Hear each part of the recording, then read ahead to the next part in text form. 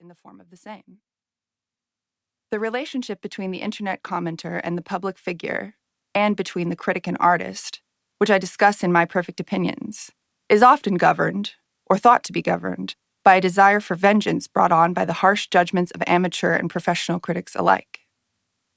Writing is often nothing but revenge, as the critic Terry Castle is quoted saying later in the book. This revenge need not be the kind of autobiographical novel that I just suggested I'm working on myself.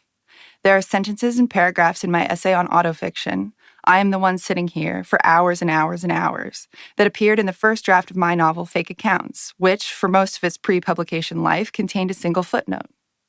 This footnote consisted of a jaunty 2,500-word essay about autofiction and the relationship between myself and my narrator.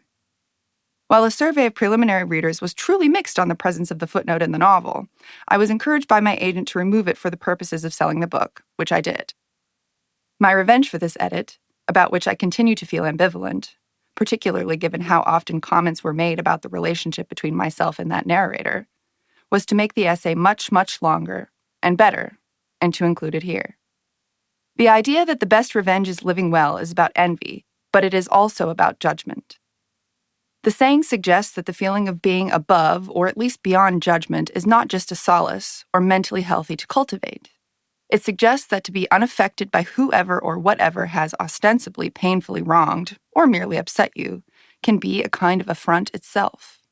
To live well despite past injustice is a harsh judgment.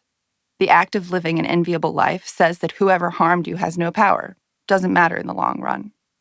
Like no judgment, the cliché that the best revenge is living well is the kind of thing you say to placate. You're better than that, a friend adds, looking a little worried, a little desperate to stop whatever scheme you have in motion. Don't stoop to his level.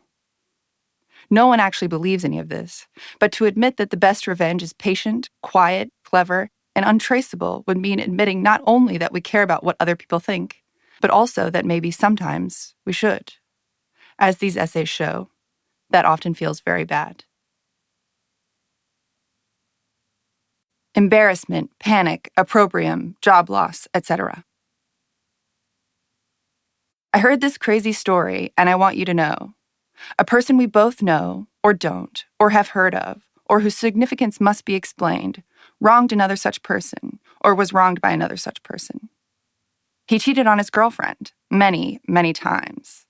She got drunk and made a dramatic declaration.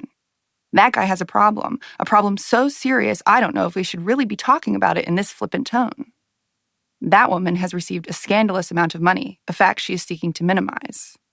He was cruel to interns. She was cruel to waitstaff. He still loves her. She's in denial. He's falling apart. She's going to return her dog to the adoption agency. He said something weird at the end that makes me wonder. I heard this crazy story, and I want you to know. I want you to know because it's crazy, because it's weighing on me, because I don't know how to proceed, because I want someone to share the burden of knowledge I'm carrying, because I think you'll have more information, because it relates to a conversation we had about 3 weeks ago, because I think your reaction will be funny, because I just want something to talk about. The news might be so exciting that my motive is self-evident. My reliability, regardless, is less so. I am leaving something out to protect myself, my interests, my political beliefs, my friends, you. I am forgetting a crucial detail, or have been given incomplete information, which I may or may not realize or disclose. I am exaggerating, fudging, ironizing, filling in, inferring, or flat out making this up. I am a reliable source. I am not at all trustworthy. I am biased because something similar happened to me. I have literally no idea what I'm talking about. I heard this crazy story, and I want you to know. I read it on the internet, in a tweet, in an Instagram story, in a comment. They deleted it, or they didn't, or it disappeared after the 24-hour window. I have a screenshot, or I don't, or someone else has a screenshot. Yes, I saw it. No, I left just before. Someone DM'd me. No, I won't ask her. I heard it last week. I heard it a long time ago. My good friend told me she works with him. A woman I knew in New York ran into her at the grocery store. A guy I used to sleep with asked me if I knew anything about it.